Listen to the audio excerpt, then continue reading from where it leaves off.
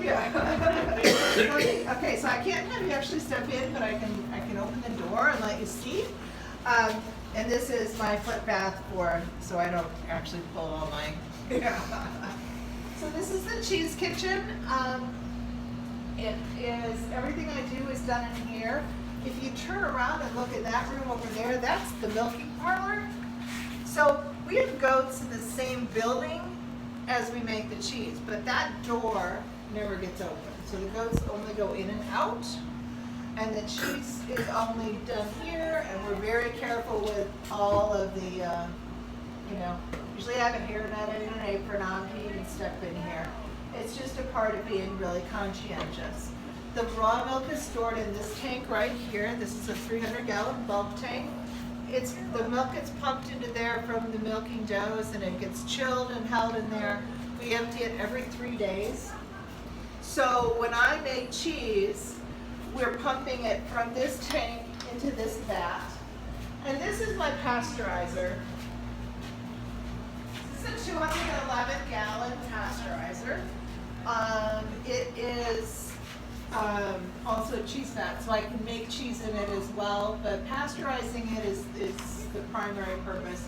And a pasteurizer is it just heats the milk. And it's like a double boiler, so it's a water jacketed vat. Those yellow hoses that come down from the wall, from the top of the wall up there, those hook up to the vat. That's how we heat the vat. We use solar hot water to heat the vat. So we circulate the solar hot water through. We have to boost it a little bit with propane to get the temperature up, but pretty much it's a nice loop to be able to use that and not have to burn a lot of energy. When I pasteurize, I bring the temperature of the milk up to 145 degrees. I hold it there for 30 minutes, and then I cool it down to whatever temperature I need the milk to be to start the process for cheese making. Usually that's like somewhere between 90 for some of my hard pressed cheeses to 75 for my soft pressed. Milk is cooled, I add a culture, and culture is what gives the flavor to the different cheeses. So a Swiss cheese has a different flavor, say, than a cheddar cheese. So that's partly because of the culture that's used. And a culture is a live bacteria. I use a powder-dry live bacteria. I put it in the milk, and the bacteria wakes up, and it starts to colonize the milk. And it eats the sugars in the milk. So the lactose is getting consumed, and the bacteria is producing lactic acid as a byproduct. So what I do is I measure that change in lactic acid, and the lactic acid is the pH. I use a pH meter. So if the fresh milk has got a pH of say 6.6, by the time I'm done with my fresh shove, it's going to have a pH of 4.7, 4.6.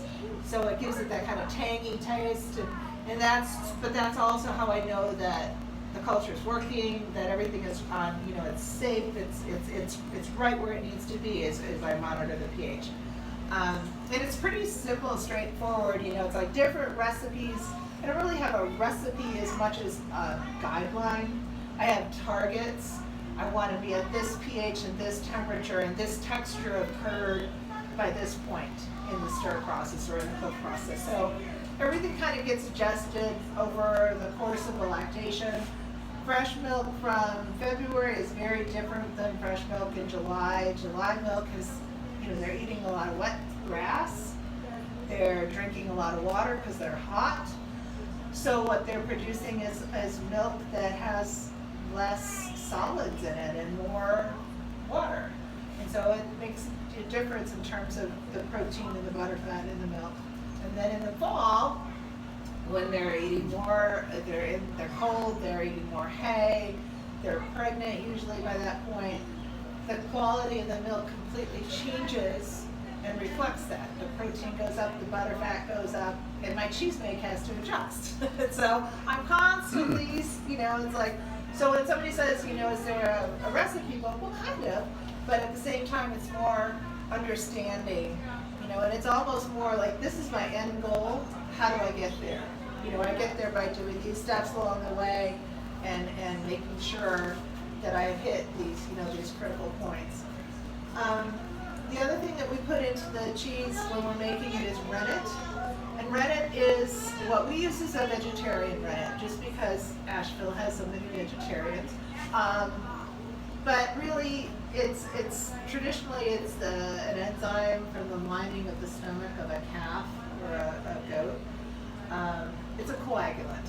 It's what sets that curd up and makes it firm. Different cheeses have different amount of rennet.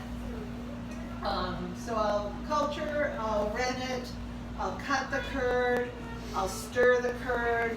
The curds will shrink and the whey is expelled. The whey gets pulled off and pumped to a tank out here, and that gets taken. A friend of ours has pigs. He comes and gets the whey because it's a great food product. Feeds it to his pigs, and then when the curd has cooked to the right texture, I'll put it in one of these molds. This is a basket mold that we actually use for one of our Bailey Mountain Tome. This is what we made last night, and I just left this mold out here as a demonstration. So this will actually give it a really pretty rind. And I can show you the process. I can show you the cheeses that we made last night. Some cheeses get pressed to expel the whey. Some cheeses just drain spontaneously. The whey drains out slowly, like fresh out. And some cheeses actually get like a hard press. So these we actually stack. And it's more kind of a European style. You stack it and then you invert it and you stack and you invert, and so it's knits the curd together, but it's not mechanically pressed. So let me. How did you learn all this? Are you self-taught?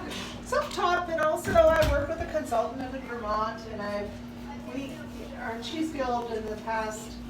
I mean, used to, we don't really do it anymore. We brought in some other cheesemakers from other parts of the world. So we had a cheesemaker from Northern Italy. We had a cheesemaker from Scotland. And so it's like taking classes, weekend workshops with, cheesemakers, and kind of go into that next level of understanding the chemistry and the technique. So let me show you these cheeses over here. So this is our aging area. And again, I can't have you actually step in here, but I can show you. So this is where the cheese is brought when we're down in the cheese kitchen. It's about 55 degrees, about 85% humidity. This is a smaller wheel of our Bailey. So this came out of the basket mold this morning. I needed to chill a little bit more, and then we'll start to hand salt it. And we hand salt these and flip them. This will get hand salted 2 or 3 times. The bigger wheels will get hand salted 4 times. And then they just get flipped on the shelves and rubbed and flipped and rubbed. And if they start to grow a funky mold, we scrub it off. You just get a little brush and you wash it, and it gets a harder rind. Right now it's very soft, and in fact it really needs to stay in its mold a little bit longer, just because it'll kind of lose its shape if I don't. But so this is the part of the process. We also do the surface ripened cheeses, which are the ones that have the white mold, and that sometimes, so this room goes the whole length of the facility, and it's dug back into the hillside. We're just taking advantage of the lay of the land. And so we have to have a cooling unit in there, but actually it went down in a couple of, last week my husband was weed eating and it brought the compressor and it got clogged up. And so even though it was like 85 plus degrees outside, it was still like 60 degrees in here, because just the natural cooling of the soil around it. So, but the humidity is a big important part of it too. So we do that, we modify that by throwing a bucket of water on the ground, and it's like, oh, it's a little too humid, up the fan a little bit, it's a little too dry, a little more water on the floor. So we're definitely not high tech, but it's still very particular in terms of meeting the exact needs of the individual cheeses. So it's kind of a balancing act. So, and Silas is my middle son. He'll probably, I just saw him, there he is. Hi Silas. He's back from market. Yay! He can show you the cheese or the milking parlor and tell you a little bit more about where we milk the goats and how we milk the goats. Is Papa back yet? I haven't seen him now. Okay. Because we also will do milking demonstrations once my husband gets back from market, then he'll do the milking demonstrations. But it's more, not enough, too many markets. We did 4 markets today, which usually we don't do on a farm tour day. But we chose to do that, and now it's like, okay. We woke up this morning and I'm like, I don't really have enough people to do everything. So, anyway, so Silas can show you a little bit over of the parlor if you'd like. Thank you. Thank you. Yeah, Thanks very much. Thank you.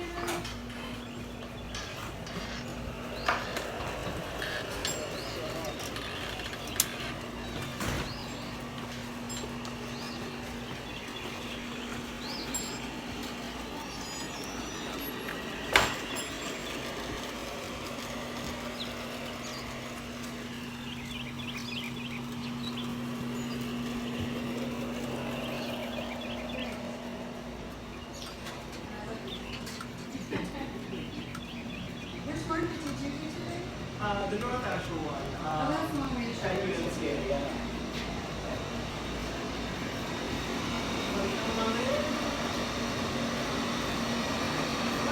So this is the milking parlor. This is where all the doughs get milk extract from the doughs.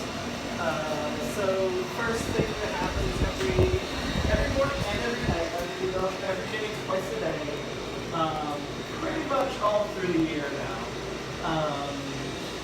But first thing is we bring them down into this paddock out here, and we're milking about 65 doughs right now.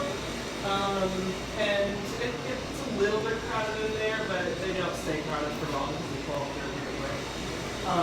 But they get held in there while they're waiting to milk.